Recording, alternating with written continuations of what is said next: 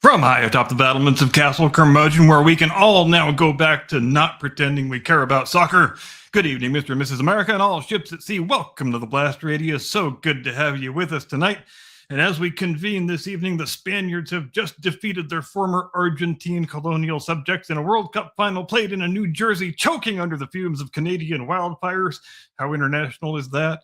Before an audience consisting of most of the human race and several billion of whom will shortly become qualified international referees. And in true soccer fashion, no goals were scored until 105 minutes into the match, and not a single one of those minutes went by without at least one whiny douchebag rolling around on the ground pretending to be injured, because nothing says I'm a big, tough professional athlete like clutching your knee in melodramatic theatrical agony as a result of a guy grazing your shoe with his shoe. But notwithstanding all of that, the spectacle of the event is undeniably enormous. 48 national teams, 3 host countries, cavernous stadiums, global television coverage, and enough corporate sponsorship to ensure that even the match ball probably has an official banking partner. And it provides us with a convenient doorway into a supersized edition of This Week in History. How supersized is it, you ask? Well, 3 entries per day instead of the customary one. It's like This Week in History took a handful of little blue pills and it is ready to party. And you, the viewer, will spend the next day and a half with an ice pack on your nether regions. As it happens, the very first edition of the World Cup began during the week that we have just completed, in circumstances that were considerably more modest, considerably less organized, and, in one important respect, considerably more successful for the United States. Over the next 7 calendar dates, we will encounter revolutions, religious schisms, disputed crowns, catastrophic wars, atomic bombs, spaceships, theme parks, computer chips, perfect gymnastics scores, and competitive bicycle riding conducted under conditions that today would violate several international treaties and possibly numerous criminal statutes.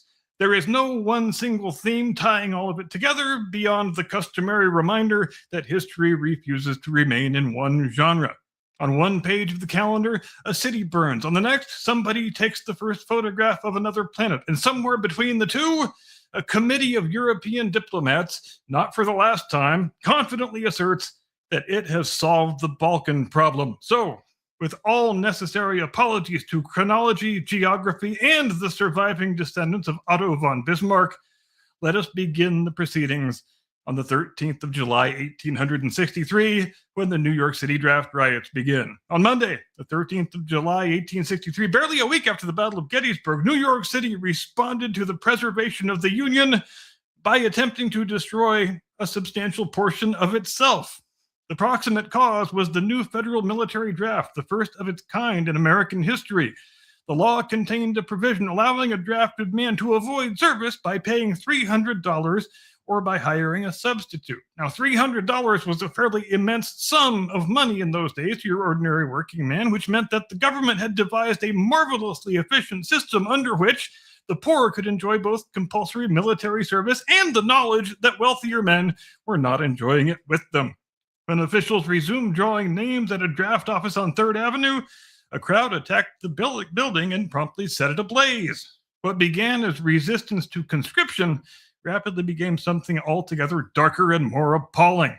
Black New Yorkers were beaten and murdered. Homes and businesses were destroyed. A mob burned down the colored orphan asylum on 5th Avenue. Although the children and the staff were able to escape, the violence continued for 4 days, and order was finally restored, partly by federal troops who were hurried into the city after they'd just finished fighting the Battle of Gettysburg. The draft riots are sometimes described as an explosion of class anger, which they most certainly were. But class anger alone does not explain why so much of that anger was deliberately redirected toward people who had neither written the draft law nor possessed $300. It was one of the ugliest episodes of the Civil War that took place away from the battlefield, a rebellion against an unequal law that became a racial pogrom in a Union city while the Union was fighting a war that had increasingly become a war against slavery. 13 July 1878, the Treaty of Berlin. Exactly 15 years later, on Saturday, the 13th of July 1878, the representatives of Europe's great powers signed the Treaty of Berlin. Its purpose was to settle the latest crisis in the Balkans, a phrase that has appeared so many times in history that it ought to be followed automatically by ominous music. Russia had defeated the Ottoman Empire and imposed the Treaty of San Stefano, creating an enormous autonomous Bulgaria that would have placed much of the Balkans within Russia's political orbit. Britain and Austria-Hungary regarded this as fairly intolerable, not because they objected to powerful empires rearranging smaller nations, naturally, but because on this occasion it was somebody else's powerful empire that was doing the rearranging. The German Chancellor Otto von Bismarck therefore summoned a Congress in Berlin and offered his services as what he called an honest broker. The resulting treaty recognized the independence of Serbia, Montenegro, and Romania.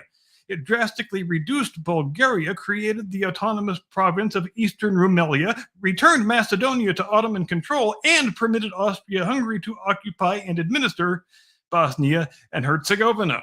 Britain, meanwhile, had secured Cyprus through a separate agreement with the Ottomans before the Congress had begun. The treaty prevented an immediate European war, which was not nothing. It also left nearly every interested nation dissatisfied, humiliated, or convinced that it had somehow been cheated. Russia resented Germany. Bulgarians resented the partition of Bulgaria. Serbs coveted Bosnia. Austria acquired responsibility for Bosnia without acquiring any sensible means of making its inhabitants pleased about the arrangement. Europe congratulated itself upon restoring the balance of power. 36 years later, the heir to the Austrian throne was murdered in Bosnia by a Bosnian Serb, and everybody discovered that the problem had apparently required a bit of additional work. 13 July 1930, the first World Cup begins. On Sunday, the 13th of July 1930, the first FIFA World Cup began in Montevideo, Uruguay. This brings us neatly back to the match that was played earlier today, although almost nothing about the original tournament resembled the modern planetary extravaganza that we know today. There were only 13 teams. No qualifying competition had been held. Every entrant came by invitation, and only 4 European countries accepted, largely because reaching Uruguay required an expensive transatlantic voyage lasting approximately 2 weeks at the shortest. The Romanian team reportedly traveled aboard a ship personally arranged by King Carol II, which is the sort of direct royal involvement that FIFA has since replaced with hospitality packages. 2 matches kicked off simultaneously. France defeated Mexico 4-1, while the United States defeated Belgium 3-0, or 3-0 if we're holding to formality. The Frenchman Lucien Laurent scored the first goal in World Cup history. The Americans, meanwhile, advanced to the semifinals, which remains our best ever performance, and which occurred before most Americans had been formally notified that soccer exists. Uruguay went on to win the tournament, defeating Argentina in the final before a fiercely partisan home crowd. And so the World Cup began, not with 48 teams, billion-dollar broadcasting contracts, and an extended halftime spectacular, but with 13 invited nations, several ocean liners, and 2 simultaneous matches in Montevideo.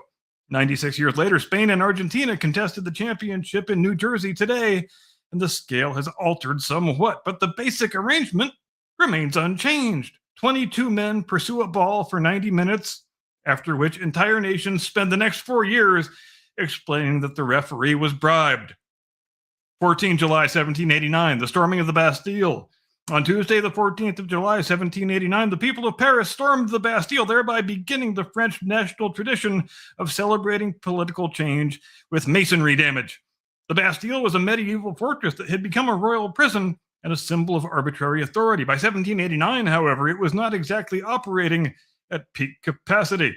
The revolutionaries who captured it liberated 7 prisoners, 4 forgers, 2 men suffering from mental illness, and 1 aristocrat imprisoned at the request of his own family. This was not quite the subterranean army of political martyrs suggested by later revolutionary artwork, but freeing prisoners was not the crowd's main practical objective that day. Paris was in turmoil. The king had dismissed the popular finance minister Jacques Necker. Royal troops had gathered around the capital. The population had already seized thousands of muskets from the Hôtel des Invalides, but those muskets required gunpowder, and the Bastille contained a considerable supply. After hours of fighting and confused negotiation, Governor Bernard René de Launay surrendered the fortress. He was then promptly killed, his head placed upon a pike, and the revolution commenced its long campaign to persuade future generations that every administrative transition requires a severed head in a public procession.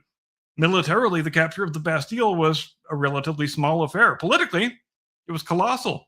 It demonstrated that royal authority in Paris could be defeated by popular force, and news of its fall helped to trigger uprisings throughout France. The Bastille itself was soon dismantled, but as symbols go, it proved considerably more durable after demolition than it ever had while it was standing. 14 July 1916, the Battle of Byzantine Ridge. On Friday, the 14th of July 1916, 2 weeks after the disastrous opening of the Battle of the Somme, the British Fourth Army attacked the German defenses along Byzantine Ridge. It is one of the more interesting deep cuts of the First World War because, unlike the stereotypical Somme attack, it initially succeeded. The assault was carefully prepared. Rather than announcing the attack with a week-long bombardment audible in neighboring counties, the British concentrated their artillery fire into a shorter, more intense preparation. Infantry moved forward under cover of darkness and assembled in no man's land, dangerously close to the German lines. They attacked at dawn and achieved genuine surprise. British troops captured Byzantine-le-Grand, Byzantine-le-Petit, and much of Longueval, breaking into the German second defensive position and opening a possible route toward High Wood. For several hours, an opportunity existed to exploit the breach. Then came the traditional second phase of a successful British offensive: delay, confusion, and the gradual transformation of opportunity into another battle. Cavalry, which amazingly still existed at this late date, was sent forward far too late and in insufficient strength. High Wood was not immediately secured. The fighting spread into Delville Wood, which became the scene of a prolonged and exceptionally vicious struggle. Byzantine Ridge matters because it demonstrates that the British Army was capable of learning. Better artillery concentration, night assembly, and surprise produced results that had been absent back on the 1st of July. Unfortunately, armies generally learn only one lesson at a time, while battlefields are permitted to ask several questions simultaneously. The British had discovered how to break through the German line. They had not yet discovered what to do during the brief period after the line had been broken. 14 July 1965, Mariner 4 reaches Mars. On Wednesday, the 14th of July 1965, the American spacecraft Mariner 4 flew past Mars and gave humanity its first close-range view of another planet. And it's difficult to appreciate how mysterious Mars still was up until 61 years ago. Astronomers had mapped light and dark regions, polar caps, and seasonal changes, and that was about it. The supposed canals observed by Percival Lowell in the 19th century had inspired decades of speculation about vegetation, irrigation works, and intelligent inhabitants. By 1965, advanced Martian civilization was no longer a respectable scientific expectation, but nobody had yet dispatched a camera close enough to prove what sort of world was actually there. Mariner 4 passed roughly 6,000 miles above the surface and recorded 21 complete images. The data arrived so slowly that impatient engineers at the Jet Propulsion Laboratory printed numerical values onto strips of paper and colored them by hand, producing a rough picture before the official computer processing was finished. What appeared was not a world of canals, cities, or lush seasonal vegetation. It was a cold, bleak, cratered landscape beneath an atmosphere that was far thinner than expected. The photographs covered only a small portion of Mars and gave an overly lunar first impression of how a planet we now know contains enormous volcanoes, canyons, and evidence of ancient flowing water. But in that moment, an entire imaginary civilization disappeared. For centuries, Mars had been a screen onto which human beings projected their hopes, their anxieties, and their fear of foreign invasions. Mariner 4 replaced the projection with 21 grainy photographs. They were crude, they were incomplete, but they were also revolutionary. Humanity had finally gone close enough to look at Mars in the face, and Mars, with characteristic planetary discourtesy, appeared not to have dressed for the occasion. 15 July 1099, the Crusaders captured Jerusalem. On Friday, the 15th of July 1099, the armies of the First Crusade achieved their main strategic objective by capturing the city of Jerusalem. The Crusaders had departed Western Europe nearly 3 years earlier, answering Pope Urban II's call to aid Eastern Christians and recover the Holy Land. That journey had carried them through starvation, disease, siege warfare, political intrigue, and the occasional discovery that their supposed Byzantine allies did not necessarily want enormous bands of heavily armed Franks wandering unsupervised through their empire. By June 1099, the surviving Crusaders had reached Jerusalem, which was then controlled by the Fatimid dynasty of Egypt. They lacked adequate food, water, and siege equipment, but obtained timber and constructed 2 great siege towers.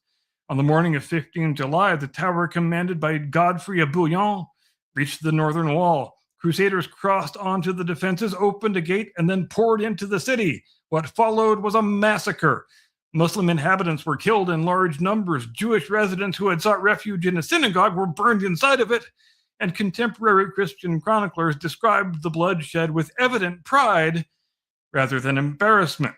The First Crusade had accomplished the goal that later crusades would repeatedly fail to duplicate. Jerusalem became the center of a new Latin Christian kingdom, with Godfrey ruling under the carefully modest title of Defender of the Holy Sepulchre. Apparently, becoming a king in the city where Christ had worn his crown of thorns seemed a bit too presumptuous. Conquering the city and slaughtering much of its population presented fewer theological difficulties. The Crusader states would survive in various forms for nearly 2 centuries, but the capture of Jerusalem ensured that 15 July 1099 would remain one of the most consequential and bloodiest dates in the history of relations among Christianity, Islam, and Judaism. 15 July 1799, the Rosetta Stone is discovered. Exactly 700 years later, on Monday, the 15th of July 1799, another European army in the Eastern Mediterranean made a rather more constructive contribution to history. French soldiers serving in Napoleon Bonaparte's Egyptian expedition were strengthening a fort near the town of Rashid, known to Europeans as Rosetta. While dismantling an old wall, they uncovered a broken slab of dark stone covered with 3 different forms of writing. The discovery is generally credited to the officer Pierre-François Bouchard, who possessed the uncommon military instinct to recognize that an unusual rock might be more valuable before somebody incorporated it into another wall. The inscription was a decree issued in 196 BC during the reign of Ptolemy V. The same text appeared in Egyptian hieroglyphs, the everyday Egyptian script called Demotic, and in ancient Greek. Scholars could read the Greek. Hieroglyphs, however, had been a dead language for more than 1,000 years by that point, during which time Egypt's monuments had become enormous illustrated books with no surviving readership. The Rosetta Stone provided the essential key. Thomas Young made important early breakthroughs, and in 1822, Jean-François Champollion demonstrated that hieroglyphs were not merely symbolic pictures, but they incorporated phonetic sounds. The written civilization of ancient Egypt began to speak again. The French discovered the stone, but after Napoleon's Egyptian expedition collapsed, the British acquired it under the terms of the French surrender. It has resided in the British Museum since 1802 because no history of archaeology is complete until the British arrived during the final paragraph and carried the archaeology home with them. Thus, exactly 7 centuries after Western soldiers captured one of the ancient world's holiest cities, other Western soldiers accidentally recovered the dictionary required to read one of its greatest civilizations.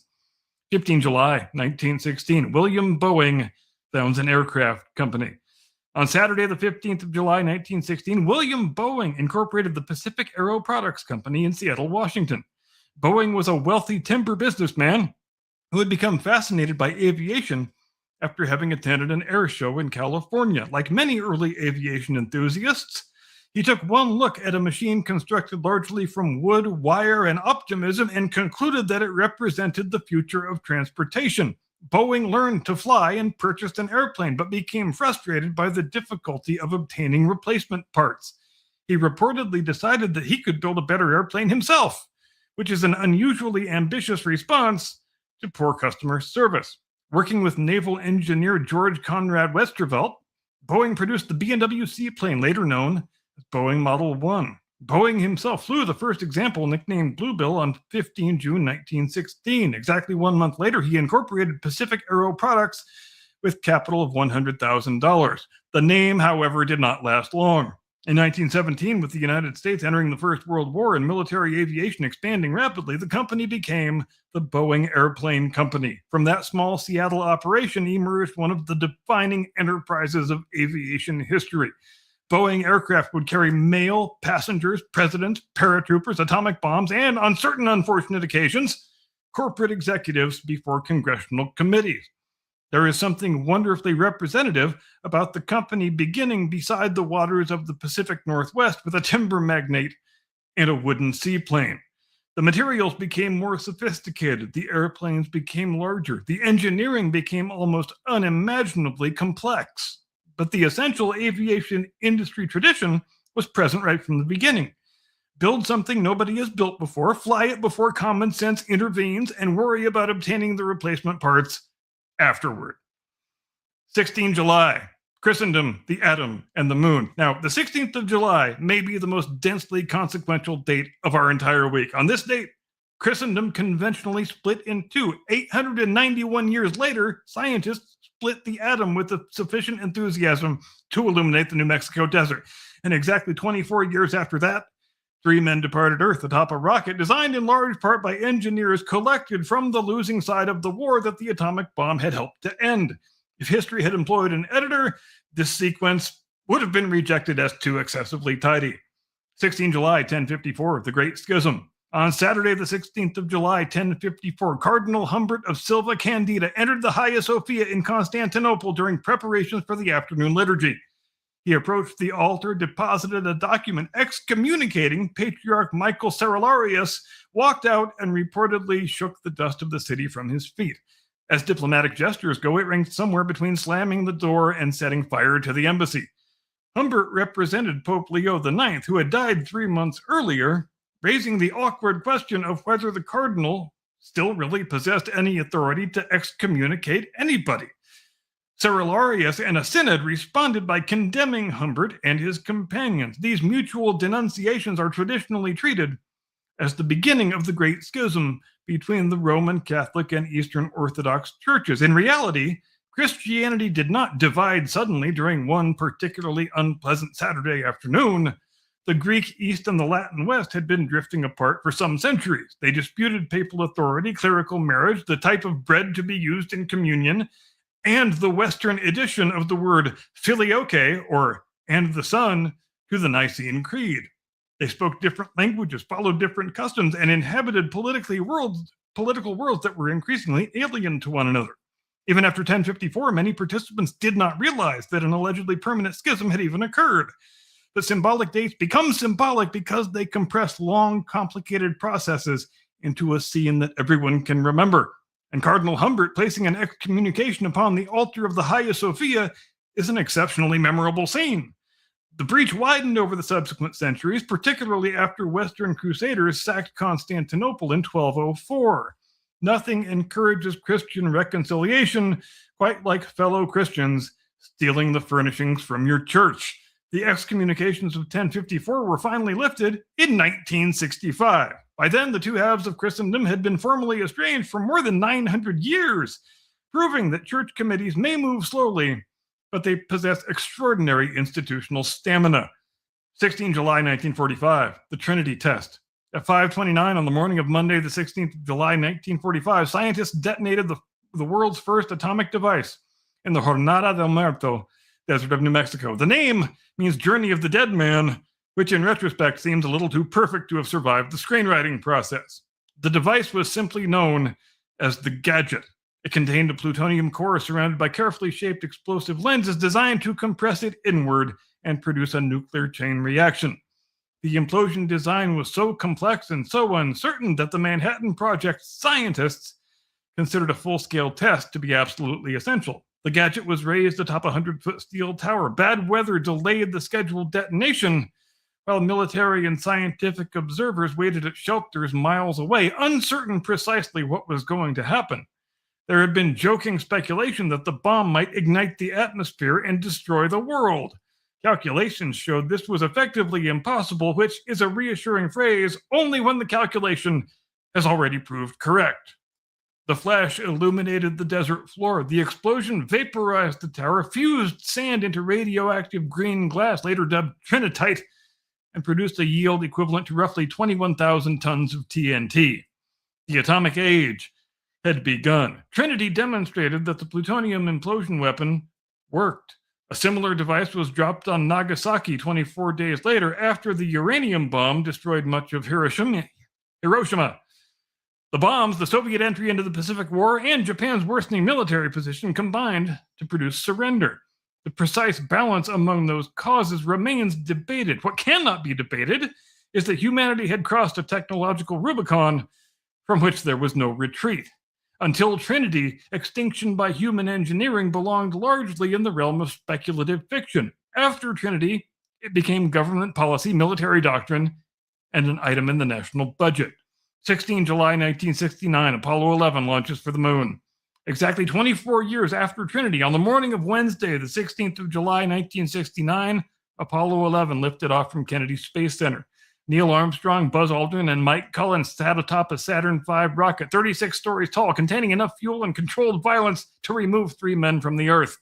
At 9:32 in the morning, its first stage engines produced approximately 7.5 million pounds of thrust. The rocket rose slowly at first, appearing almost reluctant to accept that something so large had been ordered to fly. Then it accelerated toward orbit, carrying humanity's first lunar landing expedition. The connection between Apollo and the Second World War was not merely chronological. The Saturn V development team was led by Dr. Wernher von Braun, who had designed Germany's V-2 ballistic missile. After the war, the United States brought von Braun and other German specialists to America through Operation Paperclip. They arrived as valuable technical assets, while the slave labor, brutality, and deaths associated with V-2 production were treated as so much inconvenient cargo that need not accompany them through customs. Apollo was far larger than von Braun or his German team, though hundreds of thousands of Americans worked across government, universities, and private industry to make the first moon landing possible. But the linkage was unmistakable. The ballistic missile created to bombard European cities had become an ancestor of the rocket that was carrying explorers beyond Earth. 4 days after the launch, Armstrong and Aldrin landed the lunar module Eagle in the Sea of Tranquility, while Collins remained in lunar orbit. The 20th century had taken human beings from the first powered flight to the moon in 66 years. And on 2 successive 16ths of July, separated by exactly 24 years, the spoils of history were put to radically different uses. In 1945, scientists demonstrated that civilization could destroy itself. In 1969, engineers demonstrated that it could leave its own planet. The same species had developed both capabilities. The remarkable thing is that we managed to point the second rocket upward. 17 July 1453, the Battle of Castillon. On Tuesday, the 17th of July 1453, the French and English fought the last greatest battle of the 100 Years' War near Castillon in Gascony. The French army had constructed a fortified encampment defended by several hundred cannon under the direction of Jean Bureau, one of the architects of France's increasingly formidable royal artillery. The English commander was John Talbot, the Earl of Shrewsbury, an experienced and famously aggressive soldier who had been fighting the French for so long that restraint had apparently come to seem vaguely unpatriotic. Talbot received reports suggesting that the French were retreating. Instead of waiting for his entire army, he hurried forward and attacked. The supposed retreat turned out to be merely some movement among the camp followers. The French army remained very much present, protected behind earthworks and equipped with enough gunpowder to make the distinction immediately apparent. English troops charged the fortified position and were torn apart by concentrated artillery fire. Reinforcements arrived piecemeal and joined the catastrophe piecemeal. Talbot's horse was reportedly killed by a cannonball, pinning him beneath it, after which a French soldier finished him off. The defeat shattered England's last serious field army in Gascony. Bordeaux surrendered to Charles VII 3 months later, leaving Calais as England's only significant possession in France. There was no grand peace treaty formally concluding the 100 Years' War. After 116 years, everyone simply stopped fighting it. If military entropy is a thing, this was it. But Castillon was more than the end of a long dynastic quarrel. It demonstrated that disciplined infantry, earthworks, and organized field artillery could destroy the mounted aristocratic warrior culture that had dominated medieval battlefields. The English longbow had helped to win at Crécy and at Agincourt. At Castillon, the cannon announced that it had been promoted. 17 July 1945, the Potsdam Conference begins. On Tuesday, the 17th of July 1945, the leaders of the victorious Allied powers assembled at Potsdam outside the ruins of Berlin to decide what was to become of Germany and the world that Germany had attempted to conquer. The participants, at the start at least, were Joseph Stalin, Harry Truman, and Winston Churchill. Truman had been president for only about 3 months. He had inherited Franklin Roosevelt's war, Roosevelt's advisors, and Roosevelt's relationship with Stalin, without inheriting Roosevelt's experience in managing any of those things. Churchill, by contrast, had been directing Britain's war since 1940 and probably expected to remain president until somebody officially switched off the lights of Europe. Instead, Britain held a general election. When the votes were counted during the conference, much to the surprise of most people in the world, Churchill's Conservative Party had been decisively defeated. He went home and was replaced at the negotiating table by Clement Attlee, giving Potsdam the unusual distinction of beginning with one British prime minister and ending with another. The conference addressed occupation zones, reparations, Germany's borders, the movement of millions of people, and the fate of Poland. The Allies agreed upon German demilitarization, denazification, and prosecution of war criminals, but the wartime partnership was already beginning to fracture. The Soviet Union controlled Eastern Europe. The Western powers increasingly feared what Stalin intended to do with it. And in the New Mexico desert, one day before the conference opened, the Trinity test had revealed that Truman possessed a weapon unlike anything in human history. The conference was intended to arrange the peace after the Second World War. Instead, it also became one of the first great conferences of the Cold War. Churchill arrived as the man who had warned the world about Hitler. He departed as the leader of the opposition. Truman arrived as an inexperienced replacement. He departed knowing that the United States now possessed the atomic bomb. Stalin, he arrived knowing almost all of that already. 17 July 1955, the opening of Disneyland. On Sunday, the 17th of July 1955, Walt Disney opened Disneyland in Anaheim, California, before a nationwide television audience. Disney had conceived the park after years of taking his daughters to amusement parks and wondering why the attractions were dirty, the employees were indifferent, and the parents appeared to be serving sentences. He wanted to build something cleaner, something more immersive, something more carefully controlled, a place where visitors could walk through idealized versions of America's past, encounter visions of its future, and purchase wildly overpriced commemorative merchandise from both. The result was Disneyland. Opening day was an invitation-only press preview. Approximately 28,000 people arrived, although only about half of them had legitimate invitations. The remainder entered with counterfeit tickets or by less formal methods, establishing immediately that no kingdom is truly magical until it develops a border security problem. The temperature exceeded 100 degrees. Traffic backed up for many miles. Restaurants ran out of food and beverages. Some attractions broke down. Television cables created hazards for guests and presenters. Fresh asphalt softened in the heat, producing the celebrated reports of women's high heels sinking into Main Street. A plumber's strike had forced Disney to choose between completing the drinking fountains and completing the toilets. He chose the toilets, thereby demonstrating a firmer grasp of human necessity than many municipal governments. Disney employees remembered the occasion as Black Sunday. Television viewers, however, saw something different. They saw Adventureland, Frontierland, Fantasyland, and Tomorrowland. They saw a new form of entertainment in which films, architecture, rides, theatrical performance, and retail commerce become one enormous controlled environment. Disneyland opened imperfectly, chaotically, and half-finished. In other words, it opened exactly as Tomorrowland ought to have done. 18 July 1925, Mein Kampf is published. On Saturday, the 18th of July 1925, the first volume of Adolf Hitler's Mein Kampf was published in Germany.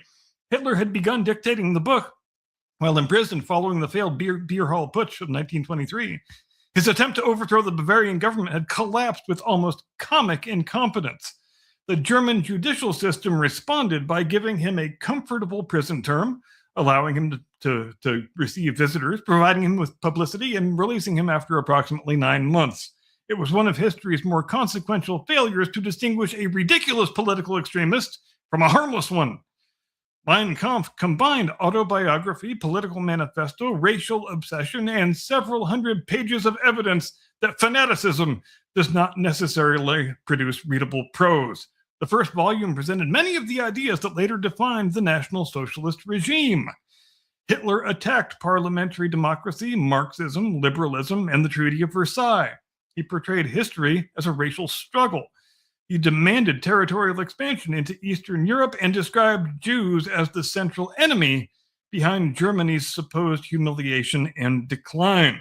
The book initially sold modestly at best. After Hitler became chancellor in 1933, sales exploded. It was distributed to newlyweds, soldiers, and public officials, and eventually became one of the most widely owned books in Germany, though ownership and completion are not necessarily the same achievement.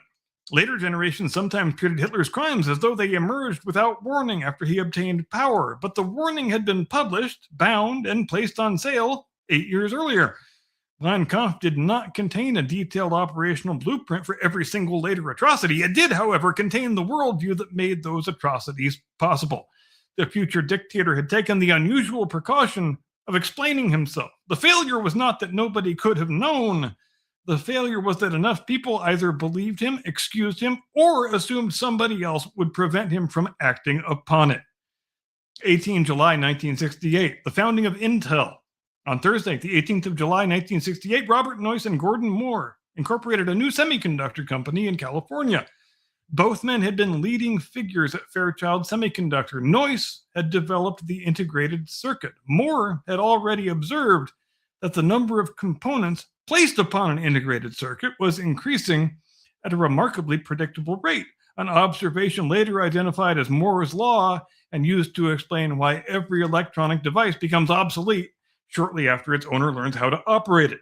The new company was initially called NM Electronics. Noyce and Moore considered naming it Moore-Noyce, but they wisely rejected that name since it sounded like more noise, especially since it's a company producing electronic components.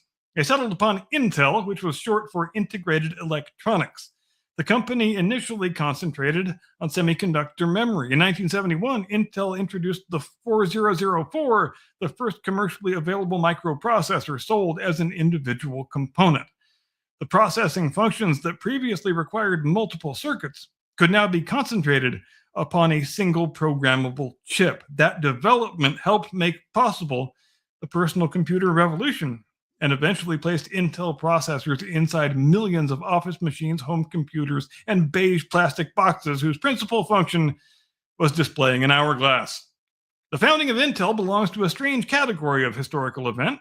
No city fell, no treaty was signed, nobody standing in Mountain View that day heard a trumpet blast announcing that the modern digital world had begun. 2 engineers filed the paperwork for a company intended to manufacture very small pieces of silicon. But revolutions do not always arrive carrying flags and rifles. Sometimes they arrive so microscopically that the human eye cannot see them. Then they spend the next half century arranging nearly every detail of human life. 18 July 1976, Nadia scores a perfect 10. On Sunday, the 18th of July 1976, at the Montreal Olympics, 14-year-old Romanian gymnast Nadia Comaneci performed her compulsory routine on the uneven bars. When she finished, the judges awarded her a score of 10. It was the first perfect 10 in Olympic gymnastics history. There was only one problem. The scoreboard couldn't display it. The equipment manufacturer had been told that a perfect score was impossible, and the board contained room for only 3 digits. It therefore, on the day, displayed 1.00. For a brief moment, the greatest routine yet ever scored in Olympic competition appeared to have received the sort of mark generally reserved for someone who falls off the apparatus, collides with a judge, and then sets fire to the mat. The audience understood what had happened when the announcer confirmed the 10. Comaneci remained almost unnaturally composed. Her routine had lasted less than 20 seconds. Her reputation would last for the rest of her life. She earned 6 more perfect 10s during those Montreal Games and won 3 gold medals, 1 silver, and 1 bronze. The performance also demonstrated the hazards of designing technology around the assumption that human perfection will remain safely theoretical. Gymnastics scoring later abandoned the 10-point ceiling. Modern routines receive separate scores for difficulty and for execution, allowing the numbers to rise beyond 10 while becoming nearly incomprehensible to everyone except the judges and several parents in Romania. But Comaneci's achievement remains instantly understandable. There was a scale from 0 to 10. She reached the top of the scale. The judges were prepared. The audience was prepared. Nadia Comaneci herself was prepared. Only the scoreboard lacked sufficient imagination. 19 July 1553, Mary Tudor is proclaimed queen. On Wednesday, the 19th of July, 1553, Mary Tudor was proclaimed Queen of England, bringing the disputed reign of Lady Jane Grey to an end after a mere 9 days. The succession crisis had begun with the death of Mary's half-brother, Edward VI. Edward was 15, fervently Protestant, and about to die without having produced an heir. Under the normal succession established by their father, Henry VIII, the crown would pass first to Mary, who was a committed Catholic, and then on to her sister Elizabeth. Edward and his advisors found this religiously inconvenient. They therefore attempted to bypass both of the sisters and leave the throne to their Protestant cousin, Lady Jane.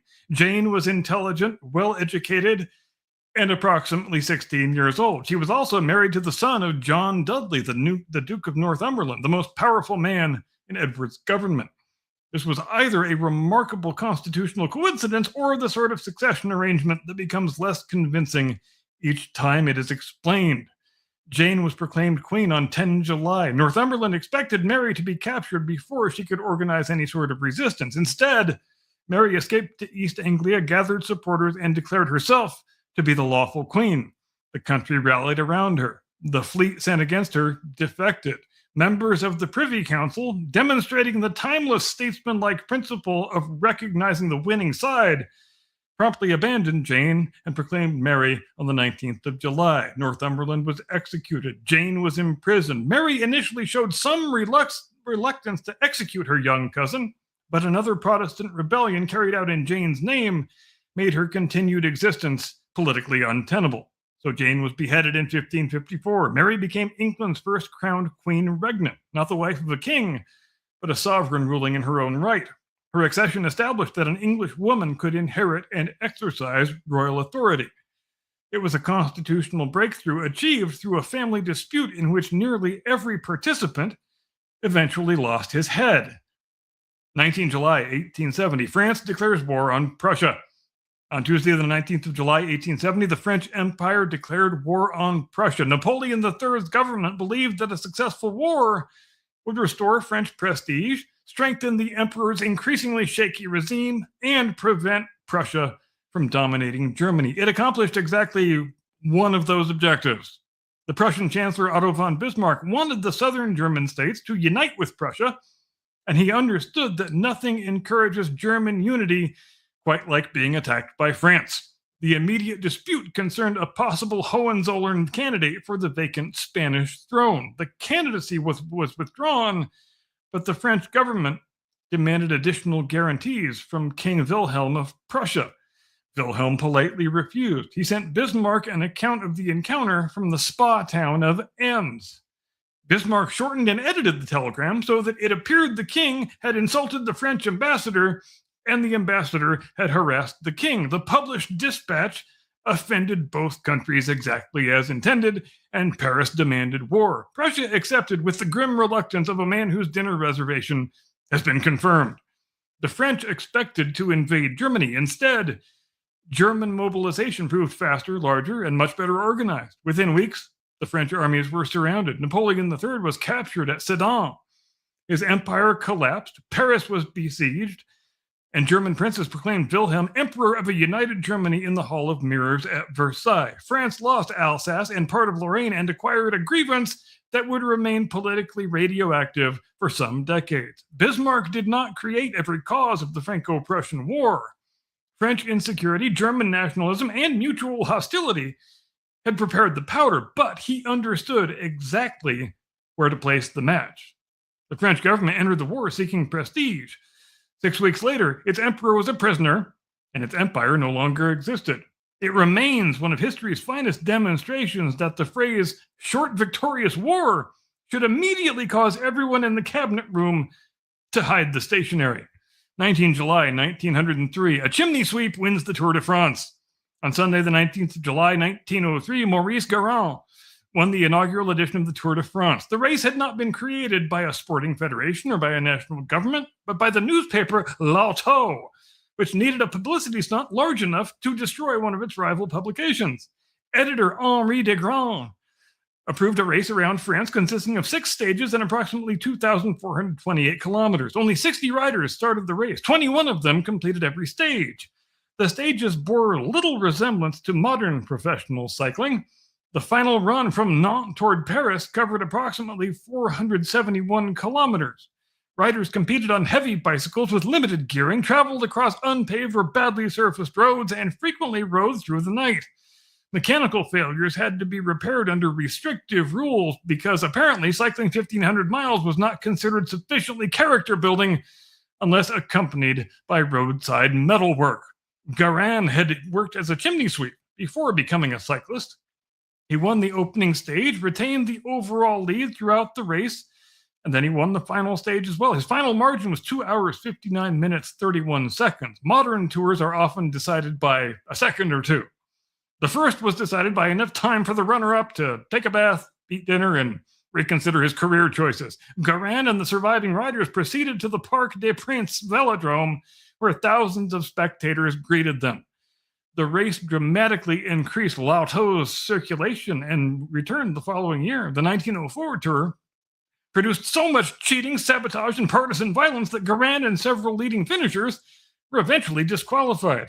Competitors took trains, accepted rides in automobiles, scattered nails, and attacked one another's supporters. In other words, professional cycling required only 1 year to establish most of its enduring traditions. But on 19 July 1903, the experiment had worked. The chimney sweep reached Paris first. The newspaper found its audience, and France discovered that the only thing more entertaining than watching men suffer was arranging for them to suffer in a complete circuit of the country. And that, ladies and gentlemen, concludes our leisurely stroll through human history during the week of 13 July through 19 July. 7 dates, 21 events. A medieval war ends beside an artillery trench. A world war gives way to a cold one across a conference table. A disastrous theme park preview becomes an American institution.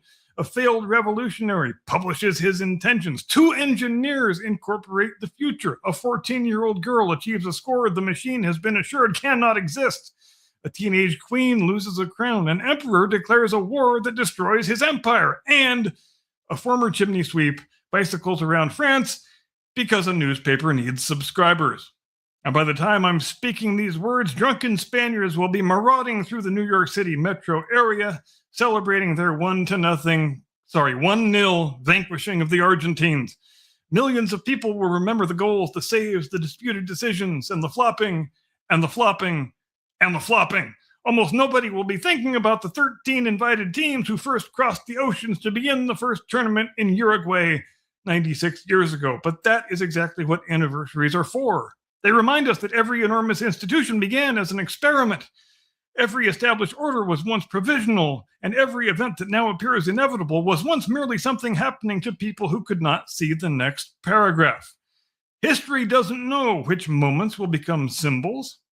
It doesn't know which companies will transform the world, which battles will end an age, or which teenager will exceed the capacity of the scoreboard. History, in all of its beautiful obstinance, simply keeps occurring. And then it leaves the rest of us to assign the dates, erect the monuments, and complain that the referee was bribed. And with that, I crisply pass the pelota over to my distinguished colleague, your illustrious co-host, the one and only, your friend and mine, Mr. Caucasian Sasquatch.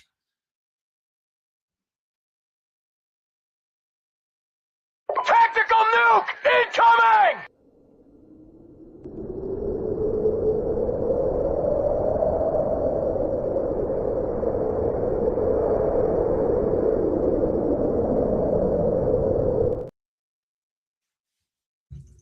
If God had wanted man to play soccer, he wouldn't have given us arms. Mike Ditka. I love that.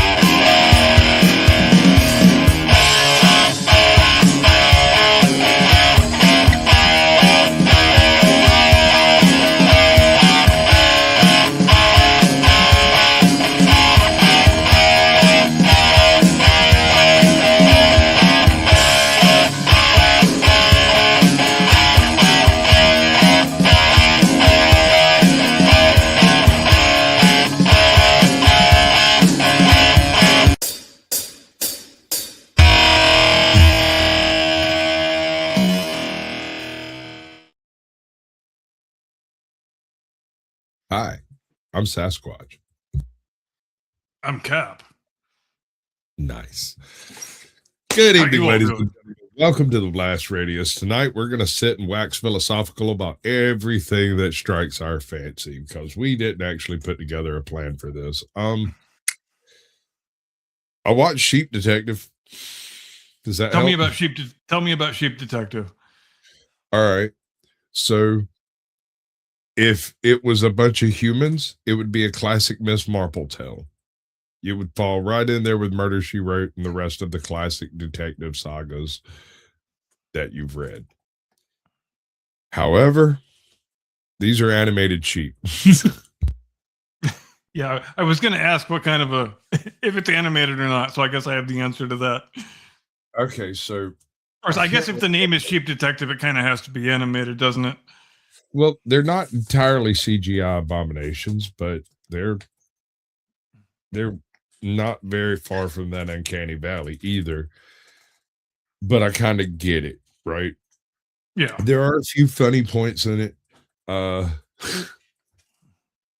They've got this constable, who's like the worst officer in history. And this is like his first week as lead constable, and he's got his newly hired helper person over here, and poof, there's a murder. He's supposed to handle all of this, and there hasn't been a murder in this joint in like 15, 20 years since before the last chief or whatever was there. So it's a hokey little fun sort of.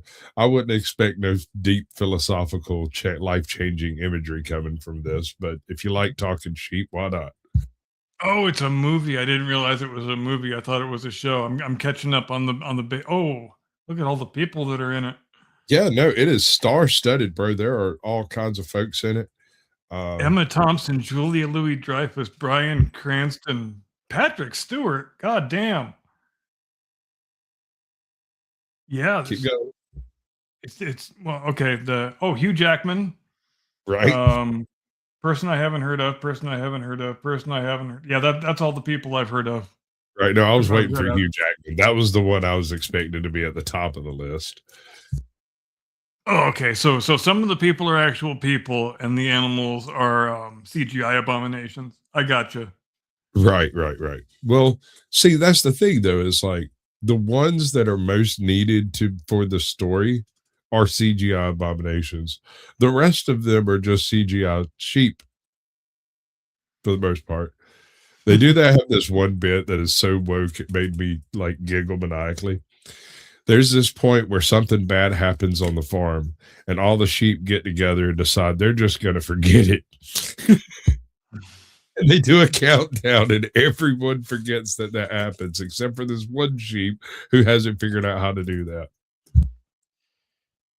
You know what? Since we're on the subject of CGI abominations, and I apologize if this is a subject swerve, but I'm curious to hear your thoughts on Hollywood freaking out. I know Hollywood freaks out about everything, but there's a big Hollywood freak out going on about AI currently, and how everybody in Hollywood is going to lose their jobs when everything becomes AI. And I mean, you know how the song and dance goes, but Right. to which my natural counterpoint is kind of, is there really that much difference between AI and the CGI that has been dominating visual effects in film and television for over the last 30 years? Because let's not forget, everybody said all the same shit when CGI was first coming into wide usage. It's going to destroy the industry. Everybody's going to lose their job. And what was the actual result? The actual result was the opposite of the doomsday scenario that everybody predicted. The actual result is that,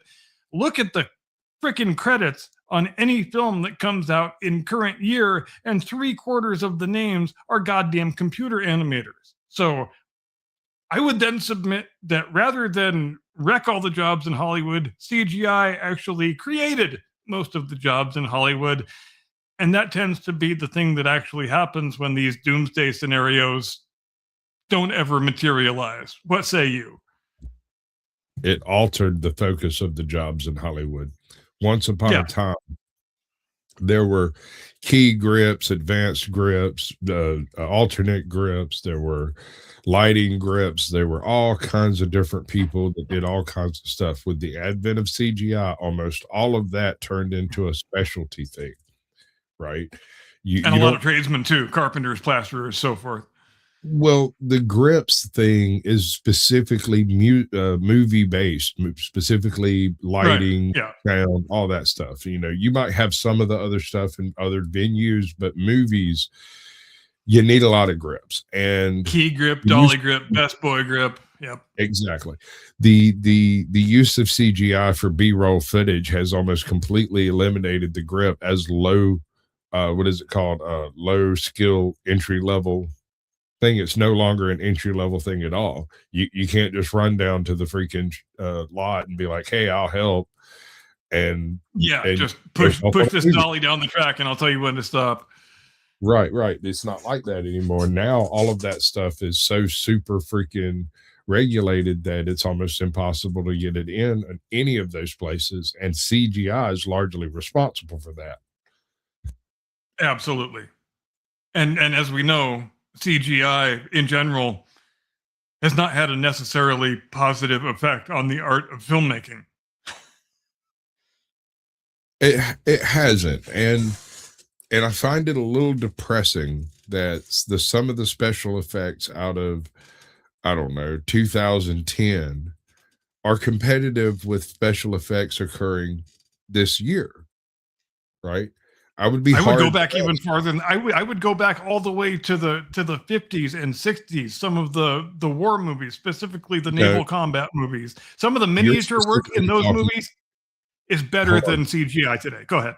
You're specifically talking practical effects. I was kind of bypassing the entire concept of practical effects because, I mean, it's not even really a competition at that point. Any of your basic early Star Wars productions would show you that. But Battlestar Galactica, bro, would show you that practical effects win in almost every situation where you could utilize CGI. It just might be way more expensive to pull it off. And one of the things that CGI eliminated was the practical effects of B-roll type stuff. Like imagine if filming Avengers, they had to shut down parts of Fifth Avenue in order to get that shot, right? But instead of that, they just went with a polygonal green screen and got people to jump up on green screen cars and stuff like that. And it was way cheaper to do it that way with a little bit of CGI, and you get some really epic shots, and they were very effective. But at the same time, it was an entirely different protocol for filming. Buck Rogers in the 25th century, baby. Gil Gerard for the win. You get a participation trophy, sir. Welcome in. Mm-hmm. Yeah, I loved that damn show when I was a kid, man.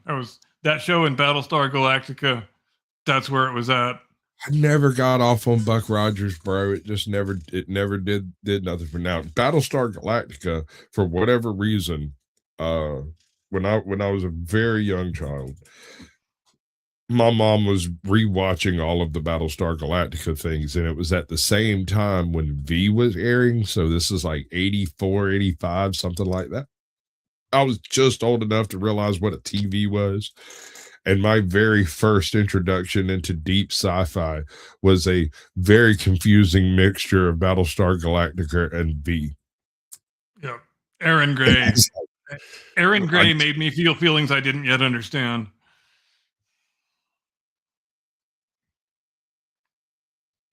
And yet Buck Rogers would have been so much better. I know who you're talking about.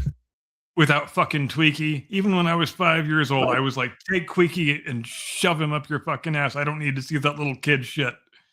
Give me the Hawk. The Hawk is a fucking badass. Nice. And Aaron Gray is a handsome woman. Yeah, I even though I was one of the little kids they were targeting, I always hated when they would try to put little kid shit into these shows. I don't want to see little kid shit. Just give me just because I'm a little kid doesn't mean I want to see little kid shit. It shouldn't be difficult to understand. I want to watch the same shit that the adults want to watch. Come on, man, work with me here. So many shows were ruined by trying to put little kid shit in them all the time when there was no good reason to do it. And all it did was alienate people, including the little kids. I did watch almost the entire run of the original Superman series. My uncle was an old film addict, and he had all kinds of crazy stuff. He had like old boxing matches, all the old cartoons, the old super racist uber Disney cartoons that you can't find anymore. He had all that stuff. He had hair raising tales from Looney Tunes and all kinds of other stuff. This was done on an old reel-to-reel projector, like in a projection room that he had built specifically for its use. You used to have to work for it. Right. Anytime I went and visited, that was the very first thing he would do is like he'd come out of his ham radio room, walk across the hall and unlock the viewing room and open the door. And he'd tell me, he's like, just come let me know when the movie's over. And I said, okay.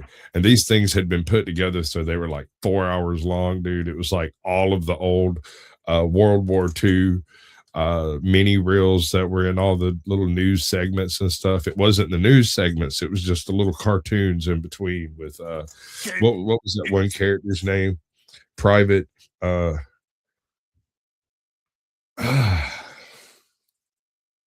it's a mixtape, just like we used to do with cassettes. Yeah. But the thing is because the way he got these is he worked at a movie theater, and as they were taken out of rotation, he added them to his own collection. And so here he is, 76 years old, right? And he's got this one nephew that just can't get enough of the damn things. Like, I watched everything in his collection maybe 10 times. Jack the George Reeves Superman, give me that all day long. I could have. I mean, how I'm watching that when it's at least 30 years after it was made, when I was the age to be watching it on reruns, and who gives a shit? I didn't care it was from the 50s. It was badass. George Reeves Superman was so much cooler than Adam West Batman, not even a contest. I can't speak for anybody else, but Batman always kind of annoyed me because it was just a little bit too over the top, campy and comedic, and refused to take itself seriously. And I say that knowing that some of the performances on the show were really quite outstanding. Burgess Meredith, Cesar Romero in particular. But the overall tone of the show and, the comic book speech bubbles during the fight scenes, I never really could get very into that. I know what they were going for. I just wasn't into it. The car was kind of cool, but George Reeves Superman, hell yes. I got to watch the George Reeves Superman bit years later. I had like 2 part-time jobs, and I'd worked it out to basically 4 8-hour shifts a week, and had the 2 jobs on the same days, about 30 minutes in between them. And it just by coincidence, it turned into an hour in between them just by product of the scheduling, the way it worked. So I ended up having an hour between them. So I would go home to my apartment, sit down cross-legged at like freaking midnight and watch, I don't remember, I think it was like TNT Classic Movies or something. They would air something like that, and for like 6 months, that's what they were airing, was the old George Reeves Superman episodes. And my girlfriends and my other friends thought I was nuts because they might be sitting around having a party, and I'd walk in and clear the whole room out, turn on an old black and white Superman series, and sit there and eat my That's what I'm talking about. You better put on your tinfoil hat because John's got a conspiracy theory for you here. Let's see what we got. Oh, bother. Kate sees it. What say you on whether Superman was off by the mob? Hey, I don't got no hate for that theory because homie was a severe alcoholic. he had some serious gambling issues and was persona non grata in several of the gambling palaces on both the East Coast and in Vegas. And there was barely anything in Vegas at the time, but he was already blackballed out of there. So that tells you anything. I remember one time I watched the movie where Ben Affleck plays George Reeves. I don't even remember the title of it, and I don't remember anything about the movie itself. I just remember that I watched it one time, and it must not have made a very big impression because, like I said, I don't remember a single damn thing about it.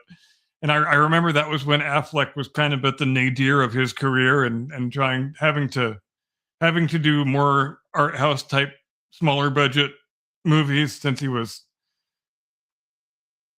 did have quite a long nadir there, as I recall, after the whole Bennifer thing ended, and between then and when he got the Batman gig, well, there was kind of a long walk in the desert. Well, I don't know though, because he, as I understand it, he was involved in some directing activities and did tons of cameos throughout that whole period. But at the same time, he wasn't actively acting, like he wasn't taking full gigs. But if and he didn't have the status that he had once had. Well, who's the other guy that's always in everything? It's Ben Affleck and Matt Damon. Matt Damon. If Matt Damon's doing a movie, Ben Affleck seems to be perfectly willing to throw on a hood and run around in the background just to be silly. So Matt Damon, who's currently playing the lead in the #1 movie in the world. Really? Odyssey. Oh, not really. Gotcha. Yeah, it outperformed all the projections for opening weekend. I heard it pulled in 125, something like that. And so, I guess it has to, though. Think about this. A significant portion of those people will be content creators specifically watching it to create content to badmouth it. So you can expect either a significant drop off after the first 3 nights, to be honest. And if that might be a good film. It will be interesting to see how big the drop off is in the second weekend. And I was also interested to hear that the Elliot Page character gets killed within the first 5 minutes. Oh, well, that might even be a redeeming quality. So, and doesn't that just confirm what a bit of stunt casting that was? Because let's face it, let's call things what they are. People don't want to call things what they are, but let's call things what they are. If you want your movie to win awards, to be eligible for any of the big awards, you have to abide by the Academy's current woke diversity code that they put in place a few years ago, which means you have to have a certain number of non-white speaking roles. They have to have a certain amount of screen time and a certain amount of lines you have to give to them, and you have to have certain numbers of sexually non-normative characters. They have to have certain numbers of lines, and it's okay. A whole owner's manual of shit you have to do. But here, you have to keep in mind, and you remember what I said about the Wheel of Time, that it was coming from a gynocentric woke source, and so no matter how hard they woke it, the worst they could do is make it silly, and that's what they did, was make it silly. But it was just as woke as the source material. This has a similar sort of ring to it in the fact that it's not actually a reimagining of the Odyssey. It is a recreation of an already reimagined Odyssey, right? Yes. The source material itself was a political writ specifically to I don't know, generate conversation in the first place. And so this happening, realizing that, I kind of look at it like maybe like Black Panther. Yeah, it's a reimagining of an adaptation, because the thing that's actually being adapted is basically a feminist bastardization of the Odyssey that was written about a dozen years ago by some lesbian battle axe college professor, and probably sounds about like you would expect.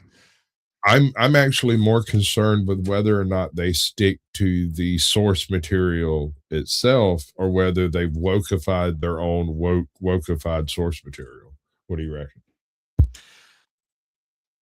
I think there's zero chance that anybody would actually try to adapt Homer, because you can't adapt Homer, because adapting Homer would require breaking a lot of the strictures that currently exist in the woke Hollywood era.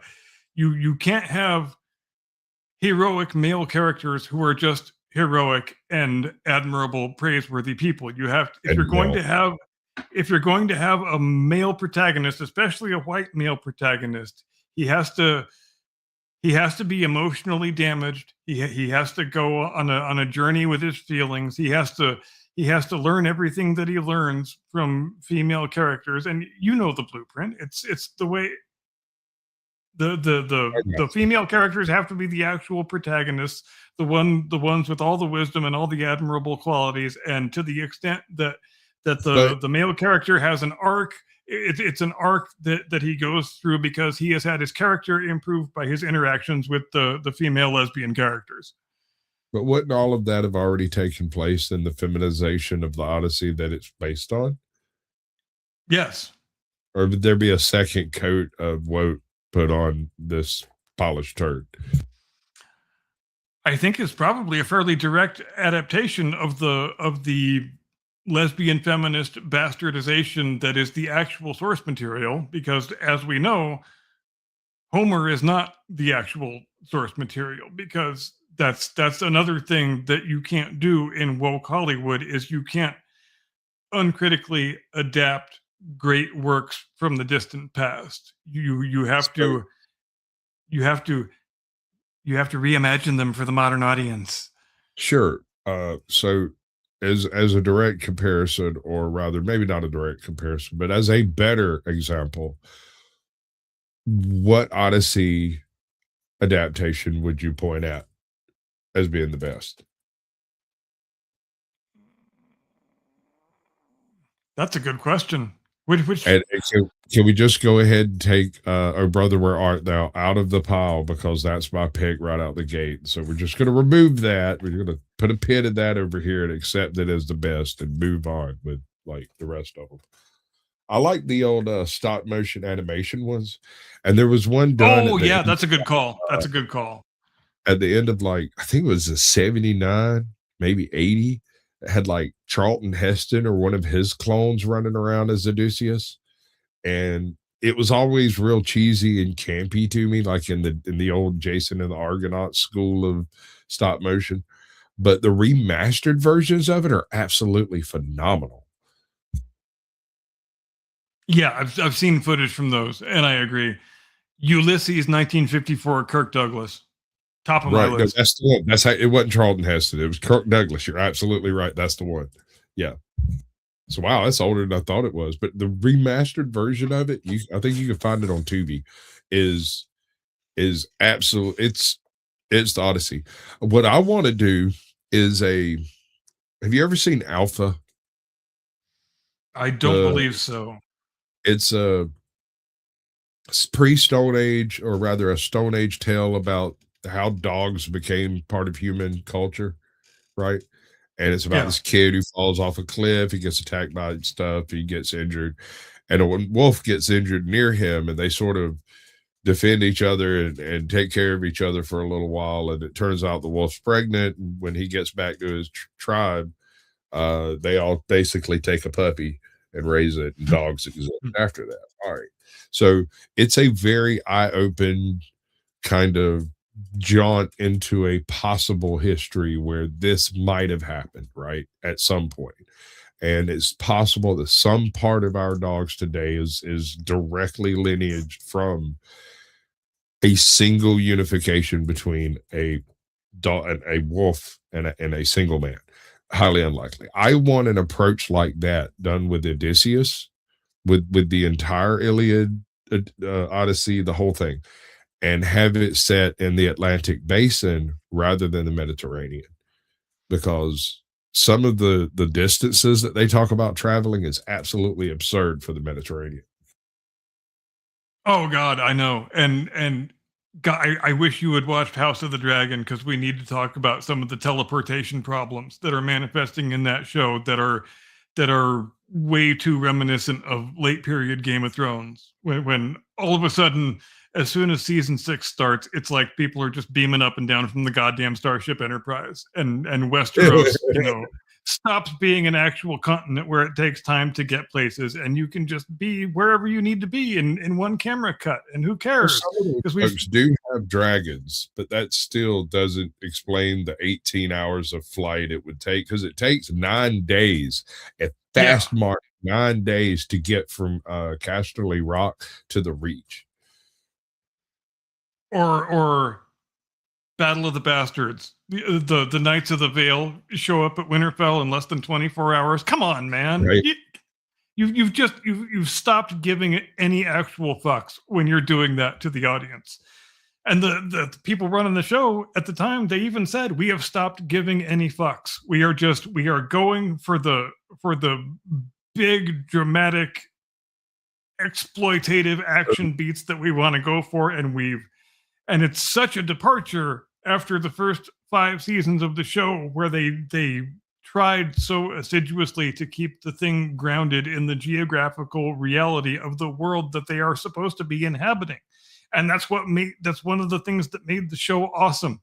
And it's the absolute moment that they run out of written material, that goes completely out the window. And everybody can just be wherever they need to be, whenever they need to be there. Even if it should be a month-long trip, we've stopped caring about that. It is such a slap in the face to the audience, and I still regret it so much.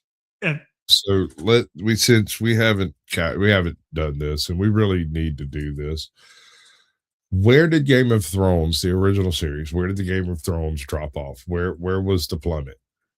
When you watch it back in retrospect, I mean, there are little hints of it latter half of season 5, I would say, the Jamie and Dorne subplot specifically, but it goes absolutely off a cliff in terms of teleportation and suspension of disbelief right exactly at the start of season 6.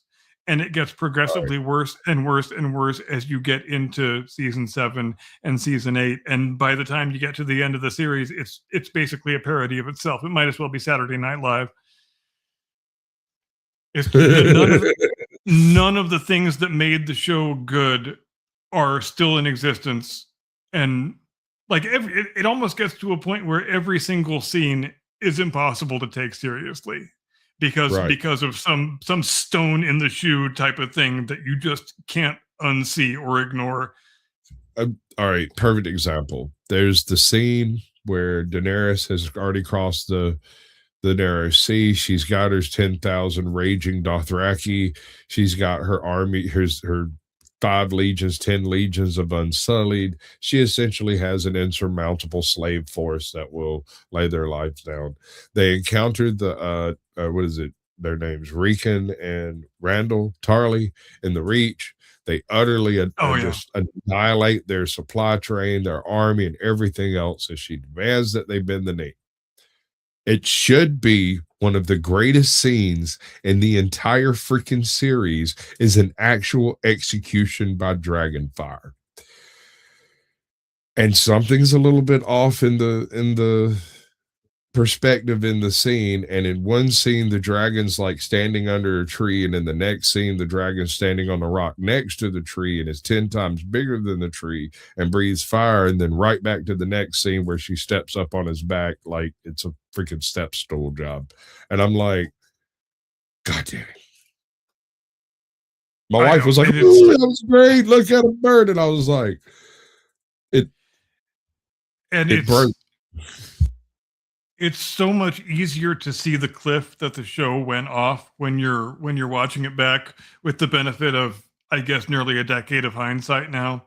Because when you're watching it in real time, week to week, you want it to be good because, it's been good. You're invested in the show, and you're willing to give it the benefit of the doubt that you probably shouldn't be willing to give it. Like, why did Arya Stark get stabbed half a dozen times in the gut and then jump into a shit water filled canal and no infections? She's perfectly fine. Couple days later, she can do parkour all the way down the streets of Bravos and get into a sword fight. That was another one. Oh my Oh my god. god, dude. When Dude. she all right, so that fight between her and the waif, right? Yeah, And yeah. he's basically getting her ass creamed from the top of Bravos all the way to the seashore, the whole way until she finally gets her hands back on Needle. Now, I kind of understand the point of all of this is to test her commitment to life to determine how well she can serve death, right? I've read the book Mhm. depiction of it. It was different. There was a lot more involved in the big book depiction of that whole sequence. Putting out the light in the wine cellar, that last bit, fucking genius. But the total, like, what's the name of that movie?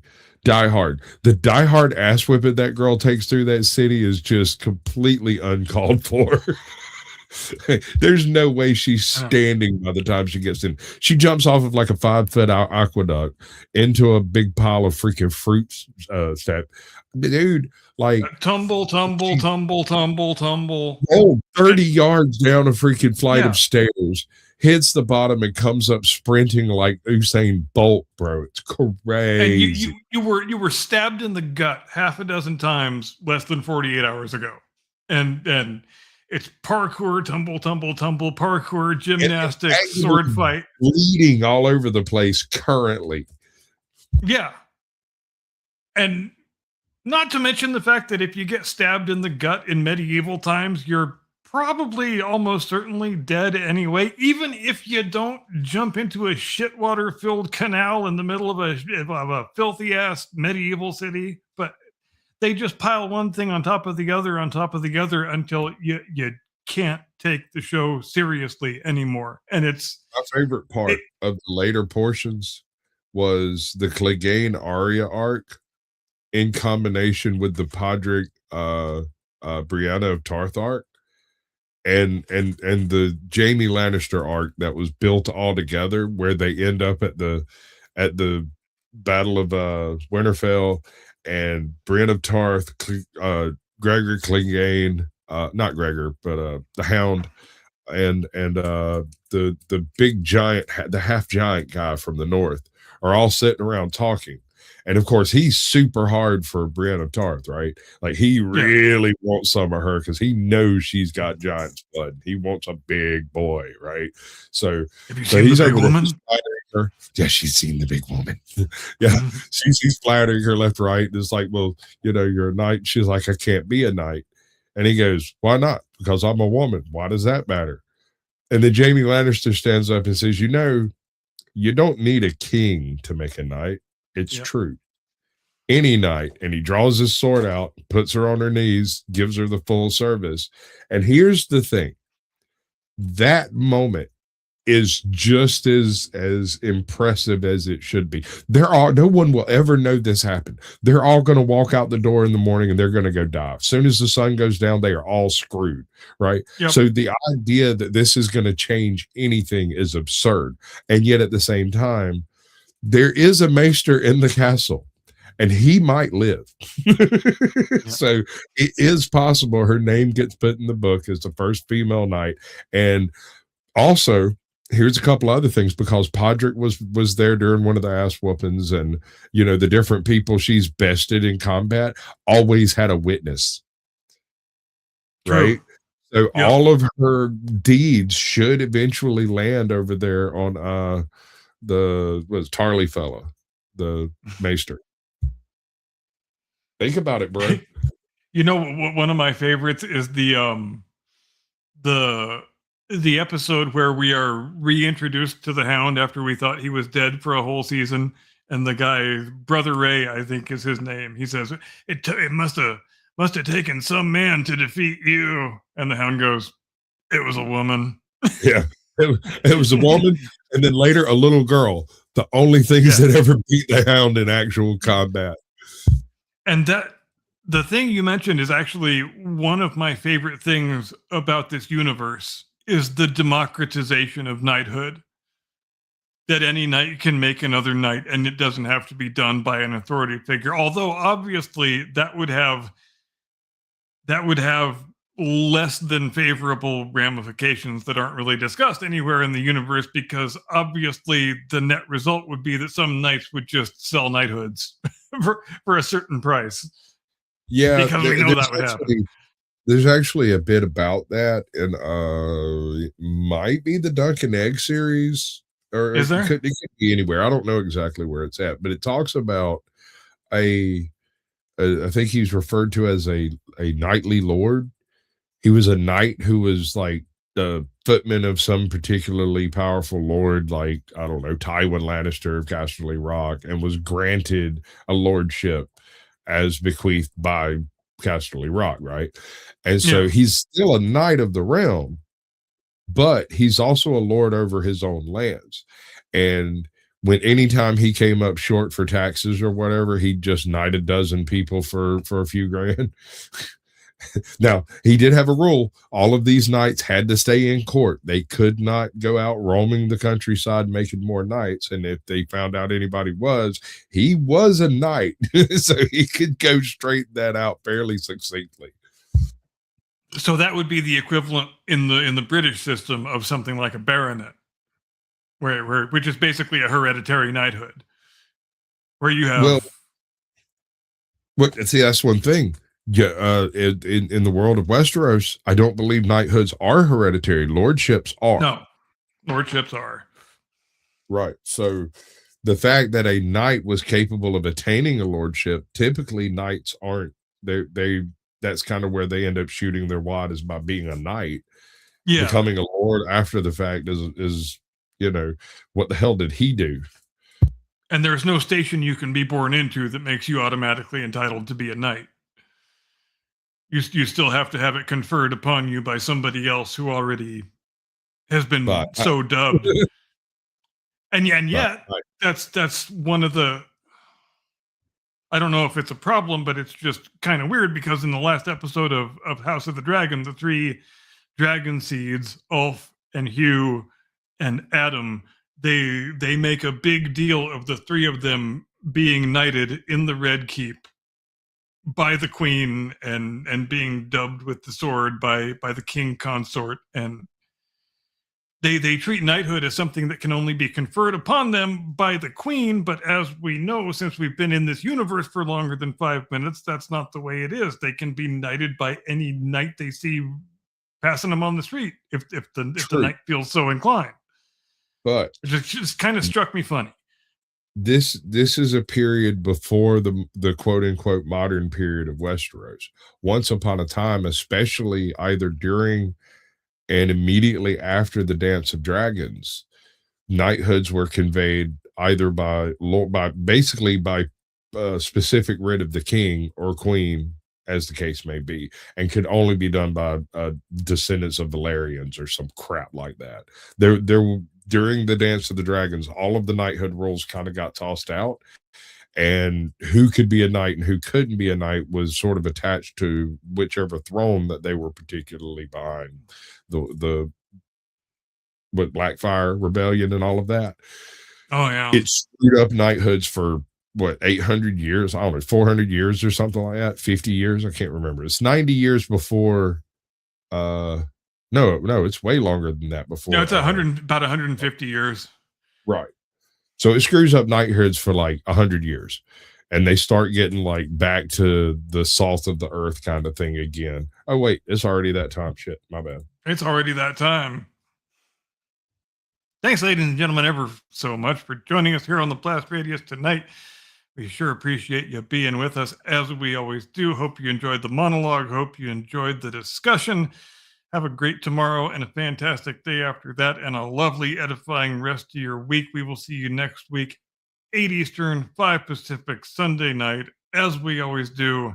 See you next time. Do not comply. Get off my lawn. Actual footage of the monologues.